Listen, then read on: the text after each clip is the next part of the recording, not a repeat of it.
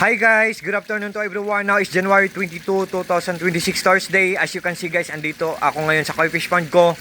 Ito po ang mga pets ko, mga koi fishes. And honestly guys, dito talaga ako nagtatambay always guys pag wala akong ginagawa. Kasi ang mga koi fishes guys, believe me or not guys, maniwala kayo sa hindi, mga stress relievers po sila. What I mean po, nakakawala po sila ng stress kasi gradually or dahan-dahan nilang kinukuha ang mga stress natin. At the same time, fortune din sila or lucky charm din sila. Nagbibigay din sila ng swerte sa atin guys. Ganyan sila kaganda guys.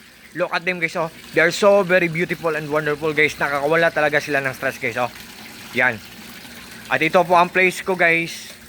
Ang gilid ng bahay namin. Nag-landscape kami ng garden. Katabi kami ng creek. Pinawilding namin ng metal.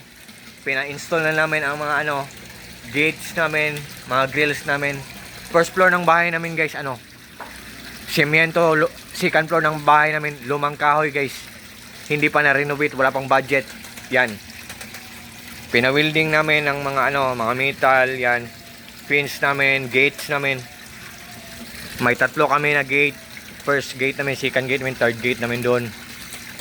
At guys, sa video kong to guys, ang nagwa-waterfalls yan ang tinatawag na submersible pump. Matipid lang yan sa kuryente, nandyan sa lengko. Mura lang. At yung babables yan, tinatawag na aerator pump. Ang brand yan ay Rizan aerator pump, Aquaspeed submersible pump. Nandyan sa link ko. Matipid lang sa kuryente. At UV lights ko, dalawa, malaki at maliit. Pinapalinaw niya ang tubig sa aquarium at sa pond. Pinapatay niya ang bakterya sa aquarium at ang bakterya sa tubig sa pond.